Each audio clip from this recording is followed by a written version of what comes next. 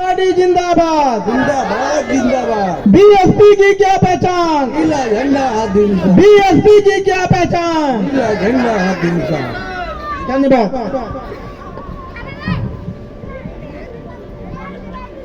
जय भीम, जय भीम। मैं अपनी बात शुरू करूं उससे पहले जितने यहाँ पर लोग बैठे हुए हैं सभी को आज बहन जी का 70वां जन्मदिन की हार्दिक शुभकामनाएं। बहुत सत्य परम पूजनीय बाबा साहब डॉक्टर भीमराव अंबेडकर जी के चरणों में नमन करते हुए बहुजन नायक मान्यवर साहब काशीराम साहब जी के चरणों में नमन करते हुए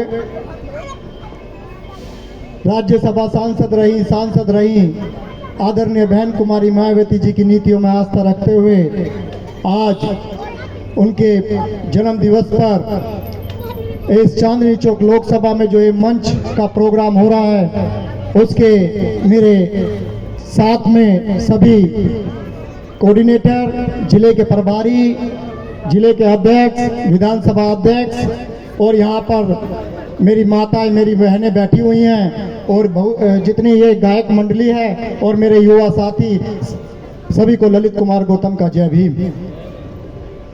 जैसा कि हमें आदेश है कि भाई आज के दिन बहन जी के बारे में आप लोगों को बताना है।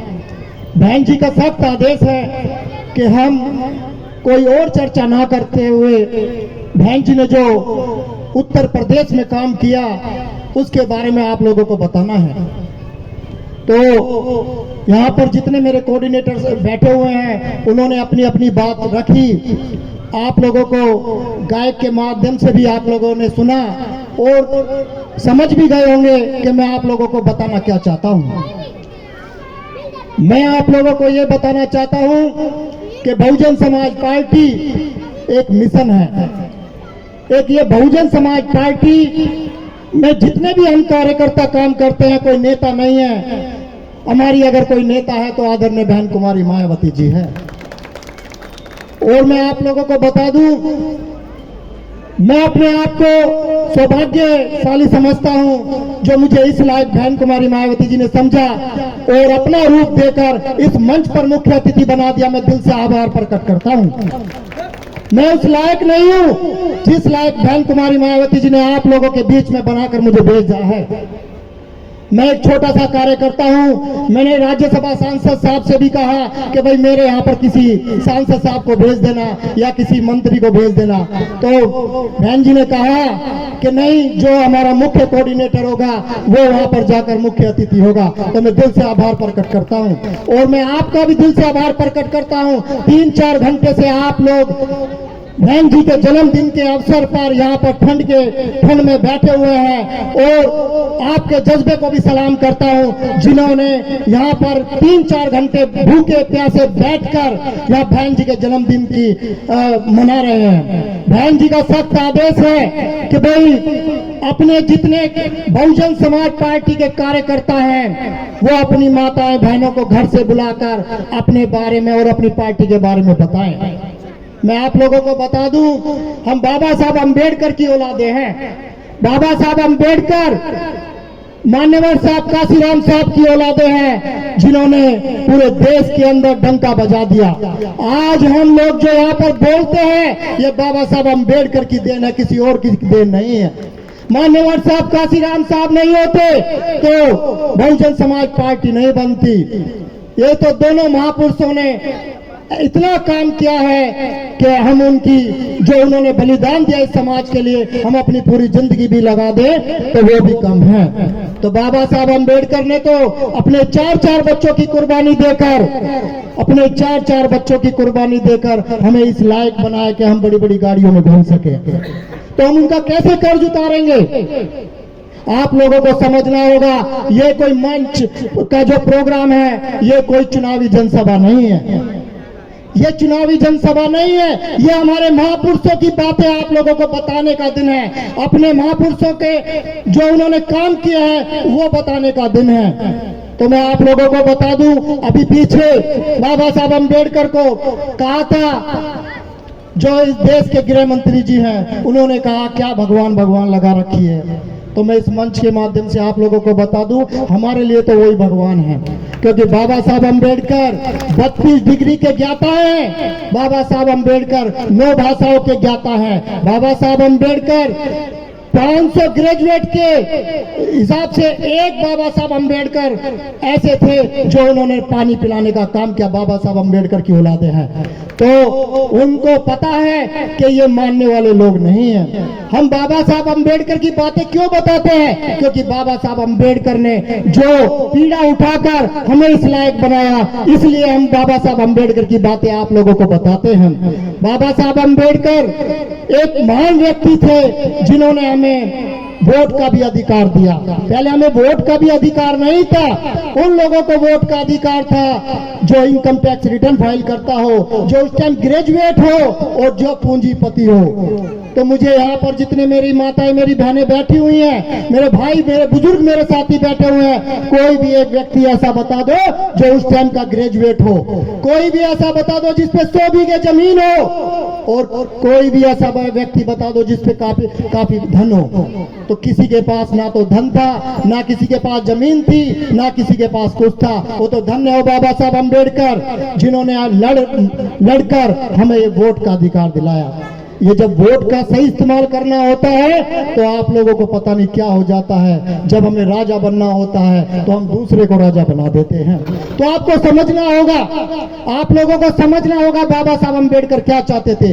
बाबा साहब अम्बेडकर ने जो ये उंगली दिखाई है, ये पार्लियामेंट की तरफ उंगली दिखाई थी आप लोगों को, पर आप लोगों को समझ में नहीं आता। बाबा साहब कहते कहते चले गए हमारे बीच में से, फिर उनका कारवा उठाने के लिए धन्य मान्यवर साहब काशीराम साहब ने जो बहुजन समाज पार्टी बनाई, DS4 बनाई, बाम सेब बनाई, तो बहुजन समाज पार्टी के इस कारवा को आगे बढ़ाया मान्यवर साहब काशीराम साहब ने। मान्यवर साहब काशीराम साहब ने देखा कि भाई इस बार इस देश के अंदर बाबा साहब अम्बेडकर को भूलते जा रहे हैं। ये तो मान्यवर साहब काशीराम साहब ने पूरे देश के अंदर साइकिल यात्रा कर कर हमें बहुजन समाज पार्टी बना कर दी। फिर उनके बाद में आ जाती आदरणीय बहन कुमारी मायावती जी, जिन्होंने बहन जी का सपना था कि मैं IAS बनूंगी। IAS बनती बहन जी, टीचर की नौकरी करती थी, दिल्ली में ही पैदा हुई थी बहन जी। तो मान्यवर साहब काशीराम साहब ने देखा, उनके अंदर टैलेंट देखा, उनके अंदर पीड़ा देखी कि इस समाज को अगर कोई आगे बढ़ा सकता है तो आदरणीय बहन कुमारी मायावती जी बढ़ा सकती है। तो ऐसे महापुरुष जो हमारे मान्यवर साहब काशीराम साहब थे, उनकी जन्म भूमि है वजीरपुर रही है। तो आज मुझे बोलने का मौका मिल रहा है, मैं तहे दिल से मान्यवर साहब काशीराम साहब जी को भी श्रद्धा सुमन अर्पित करता हूँ। बहन जी ने उत्तर प्रदेश के अंदर जब 4 बार मुख्यमंत्री रही, उन्होंने यूनिवर्सिटी बनाई, जितने टीचर की भर्ती थी वो भी की, 1,08,000 सरकारी नौकरी जो सफाई कर्मचारी थे उनको भी नौकरी देने का काम किया। ऐसे ही नहीं, बहन कुमारी मायावती जी की सरकार में किसी के ऊपर भी अत्याचार नहीं हुआ। आज हमारा कोई राजा नहीं है तो इसलिए हमारे ऊपर अत्याचार हो रहा है। आपने देखा मनीषा वाल्मीकि हाथरस कांड में जिंदा जला दिया जाता है। क्यों जिंदा जला दिया जाता है? क्योंकि हमारी सरकार नहीं है, जो हमारी बहन हमारी सरकार में नहीं है, हमारी मुख्यमंत्री नहीं है, इसलिए हमारी बहन बेटियों को जिंदा जला दिया जाता है। हमें पूरे देश के अंदर मणिपुर कांड देख लो, हमारी बहन बेटियों को ऊपर कितना अत्याचार होता है। हमारे जितने लोग हैं उनको समझना होगा कि राजा की ताकत क्या होती है। राजा की वो ताकत होती है, जब उत्तर प्रदेश में आप लोगों की सरकार चल रही थी तो यहाँ पर जितनी मेरी बहन बेटियां बैठी हुई है, कोई भी एक व्यक्ति ऐसा बता दो जिसकी मेरी बहन बेटियों की इज्जत पे किसी ने हाथ डाला हो। तो ऐसी सरकार थी मायावती जी की सरकार, बहन जी की सरकार। आज हमारी सरकार नहीं है। तो हाथरस कांड देख लो, मनीषा वाल्मीकि देख लो, मणिपुर कांड देख लो, राजस्थान में जितेंद्र मेघवाल का कांड देख लो, और अभी मेरठ जिले के अंदर देखो हमारी जो खेत में एक जाटा समाज की लड़की अपनी माँ के साथ जा रही थी, उसको अगवा कर लिया जाता है और उसकी माँ को जिंदा कुल्हाड़ी से काट दिया जाता है। तो आप लोग कब समझोगे? बहन जी ट्वीट भी करती हैं, बहन जी ने सारे अपने जितने भी कोऑर्डिनेटर थे वहां पर भेजने का काम किया। बहन जी आप लोग कहते हो कि भाई बहन जी काम नहीं कर रही, बहन जी बहुत काम करती हैं। जब भी मैं मिलता हूं तो मुझे लगता है कि मैं पूरी जिंदगी इस बहुजन समाज पार्टी में लगा दूं। बहन जी ने पूरी जिंदगी लगा दी, शादी नहीं की बहन जी ने। सबकी जो लेडीज होती है सबका सम्मान होता है जी बहन बेटी का, कि भाई वो शादी करे अपने परिवार को चलाए। उसने परिवार बहन जी ने जितना भी माना, आप लोगों को बहुजन समाज को परिवार माना है, फिर भी हम लोग बहन जी की बात नहीं मानते। और उत्तर प्रदेश के जितने यहाँ पर लोग बैठे हैं, मैं तो उनका तहे दिल से धन्यवाद करूंगा, क्योंकि मैं प्रॉपर इस दिल्ली का रहने वाला हूँ। अगर उत्तर प्रदेश के लोग यहाँ पर आजमगढ़ के लोग ना हो तो बहुजन समाज पार्टी का कोई नाम भी लेने वाला नहीं है, क्योंकि दिल्ली के लोगों ने कभी अत्याचार नहीं देखा। यहाँ पर जो उत्तर प्रदेश के लोग चल कर आए हैं उनको पता है कि हमारी बहन बेटियों के ऊपर कितना अत्याचार होता है। हमें पूंजीपति लोग क्या कहते हैं? हमें पूंजीपति लोग हमें अपने घर के रास्ते से जाने के लिए भी नहीं दिया जाता। तो आप लोगों को समझना होगा, और ये भी समझना होगा कि बहन जी ने पूरी जिंदगी लगा दी, और अब बहन जी आज 70 साल की हो गई हैं, 70 साल की हो गई है। तो मैं इस मंच के माध्यम से मैं भगवान से, जो भी हमारे ईश्वर हैं और जो भी बाबा साहब अम्बेडकर मान्यवर साहब काशीराम साहब हैं, मैं उनसे यही प्रार्थना करूंगा कि मेरी भी उम्र मेरी बहन को लग जाए, जो कि वो पूरे समाज को आगे बढ़ाने का काम करती रहे। और कहा बहन जी ने यह भी कहा कि उन लोगों को, अपने समाज के लोगों को जाकर वहां पर बताओ, अपने जो युवा साथी लोग हैं उनको बताओ कि हमारी बहन बेटी जो काम करती हैं, जो हमारे युवा साथी काम करते हैं, जितने भी उत्तर प्रदेश के लोग आए हैं, वो गली कूचे में जाकर बहुजन समाज पार्टी का झंडा फहराए। क्योंकि दिल्ली के अंदर, पूरे देश के अंदर आपकी कोई सुनने वाला नहीं है, क्योंकि अगर कोई सुनने वाला है तो आदरणीय बहन कुमारी मायावती जी है। इस दिल्ली शहर में देख लो, हमारी झुग्गी झोपड़ियां तोड़ी जा रही हैं, किसी को कोई वो नहीं है। और कांग्रेस, बीजेपी और आम आदमी पार्टी एक ही सिक्के के पहलू हैं। वो ये सातनाथ, नागनाथ, ये सारे नागनाथ हैं। ये कभी भी आपका भला करने वाले नहीं है। अगर कोई भला करेगा आपका, तो आदरणीय बहन कुमारी मायावती जी करेंगी आप लोगों का भला।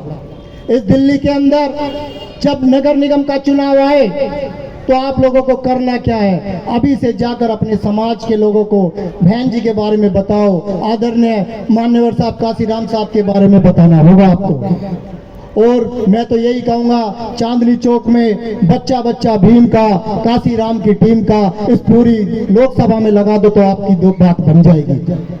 आप लोगों का भला करने वाला कोई नहीं है। एक कांग्रेस पार्टी है, कांग्रेस पार्टी बाबा साहब की लाल किताब लेकर घूमती है। जब बाबा साहब अम्बेडकर, दिल्ली के अंदर जब बाबा साहब अम्बेडकर की मृत्यु हुई तो इन्होंने दिल्ली के अंदर एक थोड़ी सी भी जगह बाबा साहब अम्बेडकर को जो बोलते समाधि बनाने के लिए नहीं दी। आज वो बाबा साहब अम्बेडकर का नाम ले लेकर हमारे दलितों को गुमराह करते हैं। आज बाबा साहब अम्बेडकर इन लोगों को सबको याद आते हैं। जब बाबा साहब अम्बेडकर को दिल्ली के अंदर थोड़ी सी जगह देने की बात थी तो इन्होंने बाबा साहब अम्बेडकर को भी सम्मान देने का काम नहीं किया। वो तो बात सुनो, बाबा साहब अम्बेडकर को तो राज्य, इन्होंने जो बाबा साहब अम्बेडकर का जो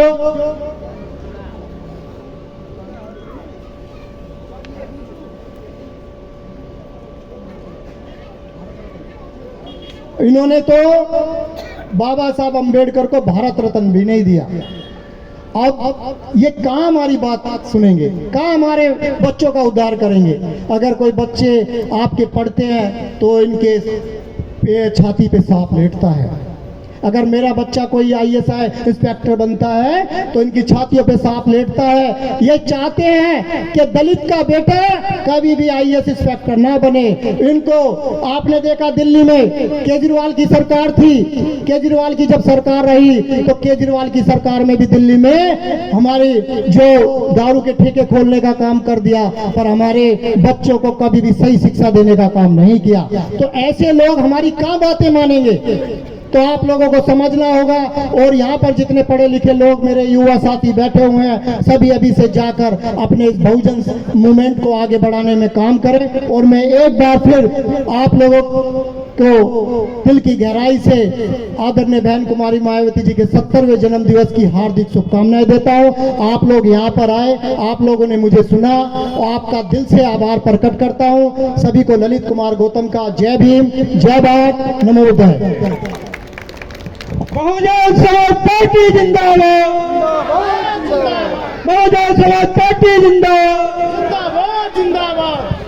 बहुजन समाज पार्टी जिंदाबाद, जिंदाबाद जिंदाबाद, बहुजन समाज पार्टी जिंदाबाद, जिंदाबाद जिंदाबाद, बहन कुमारी मायावती जिंदाबाद, जिंदाबाद जिंदाबाद, बहन कुमारी मायावती जिंदाबाद, जिंदाबाद जिंदाबाद। अभी तो लड़ाई है, आगे और लड़ाई है, अभी तो लड़ाई है, आगे और लड़ाई है, अभी तो लड़ाई है, आगे और लड़ाई है। जय जय जय जय जय भीम, जय भीम, जय भीम, जय जय जय जय जय भीम, जय भीम।